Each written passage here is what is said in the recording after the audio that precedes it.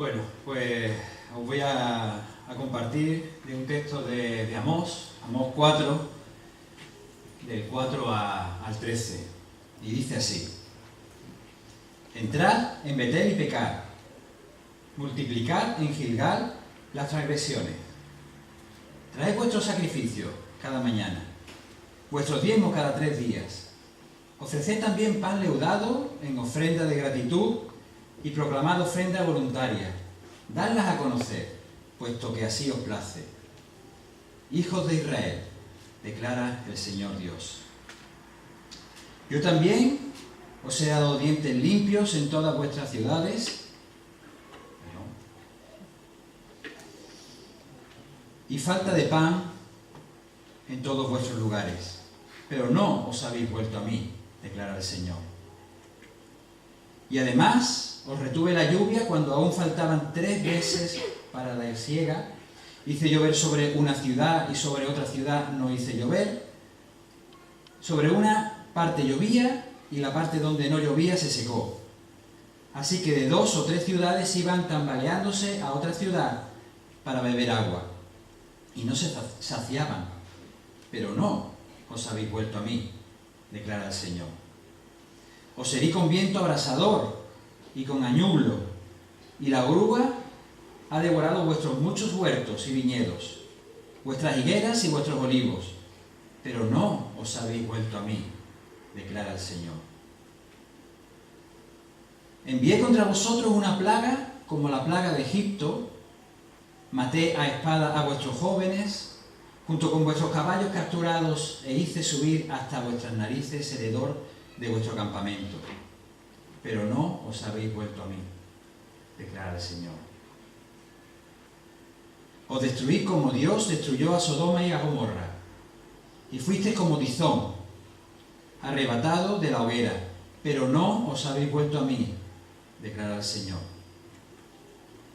Por tanto, así haré contigo, Israel. Y porque te he de hacer esto, prepárate para encontrarte con tu Dios, oh Israel. Pues he aquí el que forma los montes, crea el viento y declara al hombre cuáles son sus pensamientos. El que del alba hace tinieblas y camina sobre las alturas de la tierra. El Señor, Dios de los ejércitos, es su nombre. Hasta aquí la palabra. Hace unos años, ya bastantes, ahora Priscila va a entender cuál era la historia. Iba Priscila pequeñita, Samuel creo que aún no hablaba, iba Lidia y Pepa por la playa, dando un paseo, y como suele ser Priscila, iba por delante, corriendo, y cada 2 por 3 la madre decía: Priscila, no corras, que te vas a perder. Iba un poquito más despacito, nada, otra vez Priscila corriendo, otra vez la madre: Priscila, no corras, que te vas a perder. Esto una y otra vez, y como Priscila no paraba, una de las veces la madre cogió y se subió un poco más arriba de la orilla y dejó que Priscila se fuera sola. Ella la estaba viendo, pero Priscila no la veía a ella. Y seguía, y una de las veces dio la vuelta, no vio a la madre, cogió a su hermano de la mano y siguió adelante. Y siguió, hasta que ya iba tan lejos que la madre cogió y fue corriendo y le dice: Priscila, ¿pero qué estás haciendo? Y dice: no, es que como me ha asustado, he cogido a Samuel de la mano y he ido para adelante. Bueno, hasta aquí la historia. Antes de empezar, vamos a ver un poco el trasfondo histórico donde se escribió Amós. Se ve un poquillo raro hoy, pero bueno. Amós escribió el libro un siglo y medio más o menos después de la división del reino entre el norte y el sur, y en ese tiempo había una gran prosperidad económica, pero también había una degeneración espiritual, algo que no difiere mucho de nuestra situación ahora. Y en ese tiempo hubo 2 reyes. El primero fue Jeroboam II, que derrota a Damasco y pone fronteras en el reino, hace prosperar la agricultura, eso produce riqueza, y por otro lado proliferan los artesanos que producen todo tipo de artículos como cerámica, muebles, zapatos, telas, etc. Y estas dos circunstancias unidas hacen que las casas de los ricos fueran prácticamente unas imitaciones de los palacios. Estaban llenas de marfil y de madera. Después vino Uzías, el siguiente rey, que hizo que siguiese la nación prosperando, pero este hizo que además la nación fuese más tranquila. Esto estaba unido a unas características que eran comunes en los dos, que era injusticia social, desigualdad entre ricos y pobres, decadencia religiosa, desprecio al derecho y algo que últimamente tenemos mucho, la inmoralidad y el engaño, pues eran tolerados. Y todas estas situaciones pues produjo que Dios tuviese que reaccionar. Y las consecuencias fueron las que cuenta ahora Amós en el versículo 6, por ejemplo, las malas cosechas y el hambre. En el versículo 7 y 8, la ausencia de las lluvias. En el versículo 9, desastres naturales y plagas. En el versículo 10, derrota bélica. Y en el versículo 11, prácticamente la destrucción de la nación. Y ante este conjunto de circunstancias, llega Amós y empieza a escribir su libro. Él empieza con una serie de profecías en las que nos expone cómo Dios está viendo a su pueblo. Y Dios lo veía como un pueblo inhumano, indiferente, infiel, implacable, contrario a la equidad, impío. Y lo primero que hace Dios es exponerlos a su pecado, de la misma manera que hace con nosotros con el Evangelio. Él siempre nos dice lo que va a hacer y el por qué. El pueblo es confrontado con su indiferencia ante Dios. ¿Y qué hace el pueblo? Nada. Esto una y otra vez. Al igual que Lidia le decía una y otra vez a Priscila que se iba a perder y no le hacía caso, Dios le decía a su pueblo, si continúas por ese camino, os vais a perder. Y el pueblo no le hizo caso. Esto me hace pensar y hacerme la pregunta, ¿qué nos hace tener esta actitud ante los caminos perfectos del Señor? Porque esta actitud no es exclusiva de Priscila ni de los judíos del tiempo de Amós. Si miramos en nuestro día a día de una forma sincera, nos daremos cuenta de que nuestra forma de vida es una continua repetición de esta actitud. Y en esto no nos libramos ninguno. Nos creemos autosuficientes y nos autoengañamos creyendo que lo hacemos tan bien que no nos hace falta ningún consejo ni la ayuda de nadie. Cuando la realidad es algo totalmente diferente. Sin Dios, nuestros caminos nos conducen a la perdición. Y el peligro más grande que corremos es que creamos que estamos andando en sus caminos y en realidad no lo estemos haciendo. Y lo mejor que puede pasar en esta situación de falsa seguridad es que Dios nos abra los ojos y nos muestre nuestro error.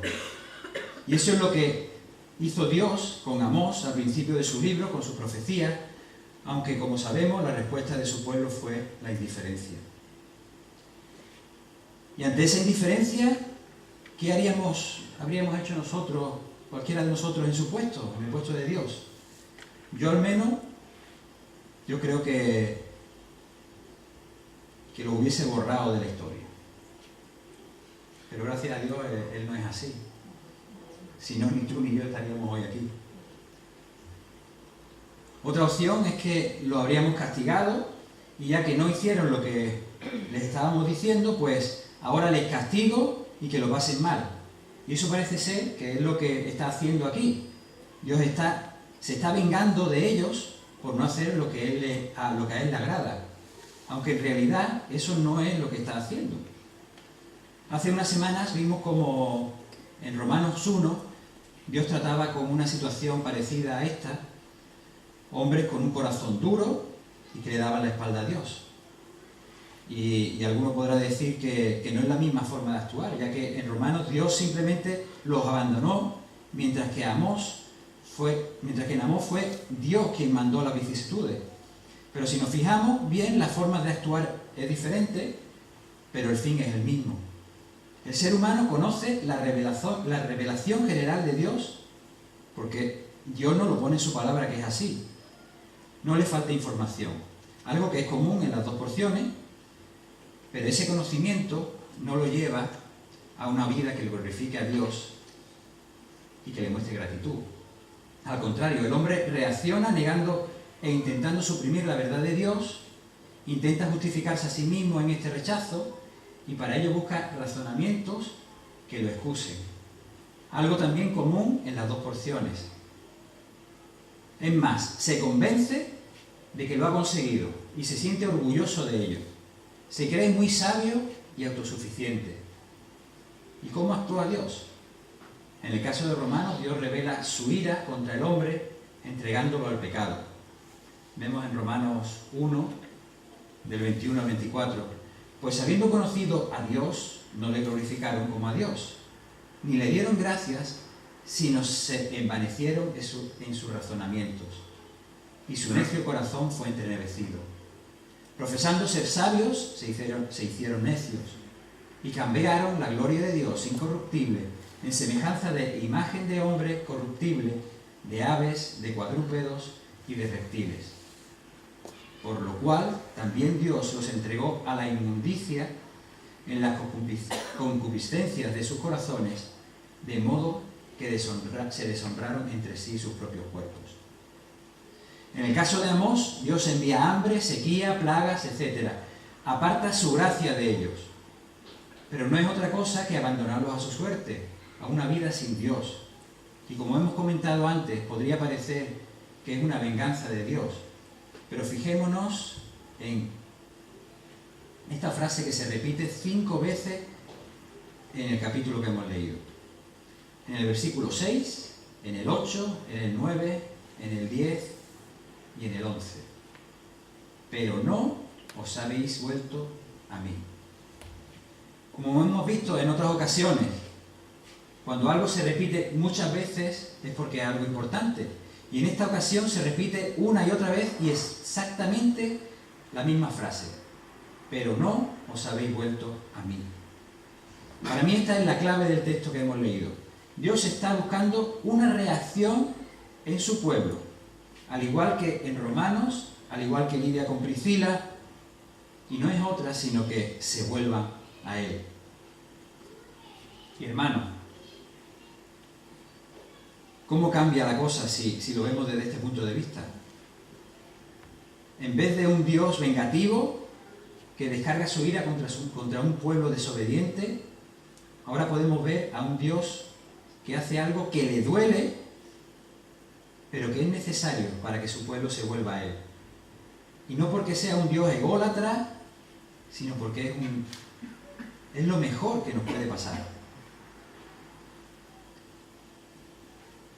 Pero para volverse a Él, hace falta que se den varias circunstancias.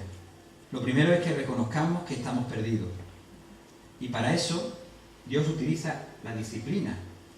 Aunque muchas veces malentendemos la disciplina, como dice un autor en un libro que es difícil también el nombre, se llama Taviti Eniapai, y el libro se llama Miembro saludable de la Iglesia. ¿Qué significa? Y él lo dice así. Hoy en día, cuando la gente escucha la palabra disciplina, piensa en formas negativas de castigar a alguien. ¿Cómo disciplinar a un niño rebelde? Para muchos la disciplina suena como algo que debemos evitar y como algo que solo la gente sin misericordia practica. Para otros suena como algo que restringe la libertad y el gozo. Siendo sincero, la disciplina no es una experiencia placentera en muchas ocasiones. El escritor de Hebreos dijo lo siguiente: es verdad que ninguna disciplina al presente parece ser causa de gozo, sino de tristeza, pero después da fruto apacible de justicia a los que en ella han sido ejercitados. Hebreos 12, 11. En Hebreos vemos como la disciplina no es algo que cuando la estemos recibiendo nos es placentera. Pero no estemos equivocados. El impartir disciplina cuando amas a personas a las que se la está impartiendo tampoco es algo que produzca placer. En contra de algo que algunas personas dicen, que quien hace uso de la disciplina es por falta de amor. Fijémonos en lo que nos dice el versículo 12 que hemos leído. Y porque te he de hacer esto. Para Dios no es algo que le sea agradable el tener que disciplinar a su pueblo amado. Y ese esfuerzo por disciplinarnos evidencia mucho más amor que si nos hubiese dejado en nuestro error. Por eso, aunque le duele, Él hace lo que tenga que hacer para que nos demos cuenta de nuestro error. Pero como acabo de decir, tenemos que reconocer que estamos perdidos. Este es el primer paso, pero no el único. Fijémonos en el caso de Priscila. Ella sabía que estaba perdida, pero ella no buscó la solución en su madre, sino que siguió. Es imprescindible reconocer que estamos perdidos, pero también se tiene que dar una segunda circunstancia. Y es que tenemos que reconocer que no tenemos la solución en nosotros. Esto es algo muy típico en los manuales de autoayuda. Ánimo, tú puedes. Por nosotros mismos no podemos. Necesitamos ayuda. Y una vez que reconozco que necesito ayuda, la tercera cosa que se tiene que dar es que tenemos que darnos cuenta de que la única solución es Él. Porque muchas veces se pueden dar los dos primeros pasos, reconocemos nuestra condición de necesidad, pero que busquemos la solución en muchas otras cosas que parecen tener la solución, pero que en la verdad solo nos apartan de la verdadera salida. Fijémonos en los casos de Amós y de Romanos. Ellos tenían necesidades, pero sus soluciones eran el trabajo, tener más dinero, subir en la escala social, seguir unos rituales, adquirir conocimiento, saciar sus apetitos sexuales, y podemos seguir con una infinidad de mentiras, que no sé si en alguna de ellas te has sentido identificado, pero que en alguna ocasión nosotros mismos buscamos saciar nuestras necesidades antes que volvernos a Él. Aunque digamos que lo sabemos, tenemos que hacer que sea una realidad en nuestra vida, reconociendo que la única salida es Él. Cuando reconozco esto, entonces puedo ver que en vez de estar recibiendo un castigo vengativo de Dios o algo injusto que no merezco, lo que me está pasando es un derramamiento del amor constante e inagotable de Dios, que está buscando que me vuelva a Él. Un amor que no nos abandonará nunca, porque nosotros somos el objeto de su amor. Si nos fijamos en el texto, lo primero que les manda es hambre, algo que les debería haber hecho recordar históricamente el actuar de Dios, que a través de sequías o vientos cálidos secaba las cosechas. En otras ocasiones mandó plagas de langosta, y como seguían sin volverse a Él, les mandó guerras, enfermedades. Todas eran señales que deberían haber relacionado con Dios y hacerles ver que estaban apartados de Él. Pero la frase era clara: pero no os habéis vuelto a mí. Fijémonos cómo en los versículos 13 en adelante nos describe cómo Dios está advirtiendo otra vez más. No quiero que pase lo inevitable. Todo esto que ha pasado es porque quería haceros ver que yo soy lo más importante. Nada sacia como yo. Nada fortalece como yo. Nada da la paz como la doy yo. Fuera de mí os espera perdición. Y es real, ese día va a llegar. Y si os mantenéis alejados de mí, solo os espera condenación. El Dios de gracia no puede olvidarse de su misericordia, como vemos en el versículo 15 al final. Aunque el capítulo 4 suena como un castigo definitivo, aún así, y hasta el último momento nos damos cuenta de que Dios está extendiendo vez tras vez su mano para salvar. Por otro lado, podemos pensar, nada de esto va conmigo. Yo desde que acepté a Dios, le sigo y no me aparto de Él. Pero si nos fijamos en los primeros versículos, ellos también tenían la sensación no tenían la sensación de estar mal. Ofrecían sacrificios, creían que Dios estaba con ellos y seguían los rituales que Dios mandaba. Pero la realidad es que podemos tener una religiosidad que aparenta una verdad y esto nos esté generando una falsa sensación de seguridad. Fijémonos en los versículos del principio, en el versículo 4, ellos iban a Betel.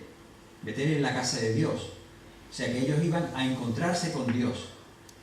Pero el verdadero encuentro con Dios produce cambios duraderos. Y en ellos no se producía ningún cambio. Si tuvieran un verdadero encuentro con Dios, no podrían estar viviendo desordenadamente. Y en el texto vemos que sus vidas eran todo lo contrario. Por otro lado, vemos que cumplían con todas las ceremonias, que es lo que recalca cuando hace mención en Gilgal. Pero el ceremonialismo no nos puede salvar. Tenemos que tener cuidado de no caer en lo mismo que ellos y convertir los cultos en un tiempo para tranquilizar nuestras conciencias y exhibir nuestra religiosidad. Y después vivir como si nada. En lugar de cambiar nuestros corazones, arrepentirnos y conformarnos a la voluntad de Dios, lo que nos gusta es hacer cosas para tranquilizar nuestras conciencias. Pero en realidad no se produce ningún cambio en nosotros. Cuando actuamos así suele ir acompañado de algunas reacciones muy comunes. Nos solemos creer mejores que los demás. Soy un elegido.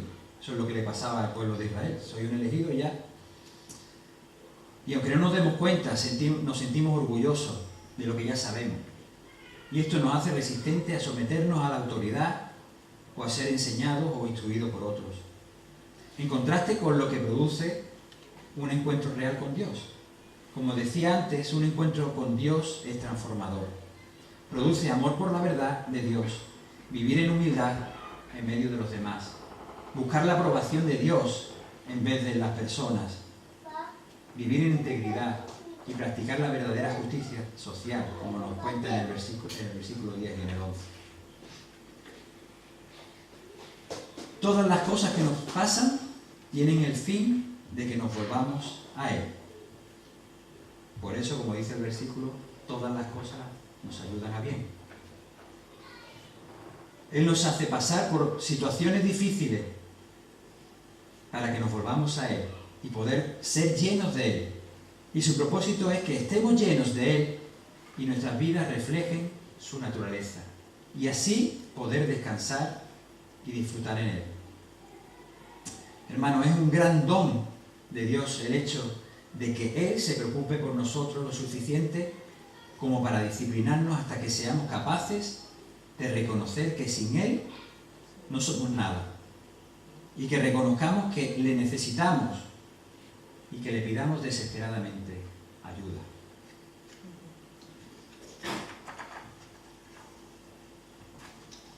Dios no deja de nada al azar. Él tiene el control de todo. Cuando puedo experimentar que lo que ha pasado ha conseguido que me vuelva a Él, es cuando de una forma genuina puedo dar gracias y reconocer lo que me ha pasado era lo mejor que me podía pasar. Y fijémonos, para terminar, cómo lo expresa Pablo en Filipenses 3. Esa experiencia de reconocer que lo que le ha pasado dentro de las vicisitudes es lo mejor que le puede haber pasado. Pero todo lo que para mí era ganancia, lo he estimado como pérdida por amor de Cristo. Y aún más, yo estimo como pérdida todas las cosas en vista del incomparable valor de conocer a Cristo Jesús, mi Señor, por quien lo he perdido todo y lo considero todo como basura a fin de ganar a Cristo. y ser hallado en Él, no teniendo mi propia justicia derivada de la ley, sino la que es por la fe en Cristo, la justicia que procede de Dios sobre la base de la fe, y conocerle a Él y el poder de su resurrección y la participación en sus padecimientos, llegando a ser como Él en su muerte, a fin de llegar a la resurrección de entre los muertos. Hermanos, cuando nos están pasando cosas, cuando vemos que hay cosas que parece que no nos van bien, más de uno conoce mi ejemplo, ¿no? El hecho de no tener un trabajo que me esté haciendo feliz quizás, ¿no? Pero el poder reconocer que todas las cosas que me están pasando en el trabajo, que todas las cosas que nos han pasado en la iglesia, es para que nos volvamos a Él. ¿Cómo cambia esa situación? Todo. Todas las cosas les ayudan a bien a los que les siguen. Es en cuando le podemos dar gracias, porque cuando veo que todas las vicisitudes que he pasado durante este año ha sido para que, en vez de buscar la solución en otro trabajo, en ganar más dinero, en éxito en el ministerio, ¿no? Sin embargo, lo que Dios está buscando con todas las circunstancias que me han rodeado es que me vuelva a Él. Y si ha conseguido eso, le puedo dar gracias por todo lo que me ha pasado. Solo así es como puedo dar gracias cuando las cosas no van bien. Porque Él es la única salida. Pues amén, hermano. Pidámosle a Dios que Él nos muestre esto, que Él tiene un plan con todo lo que nos está pasando. Y que podamos verle a Él y que podamos reconocer que Él es la única salida.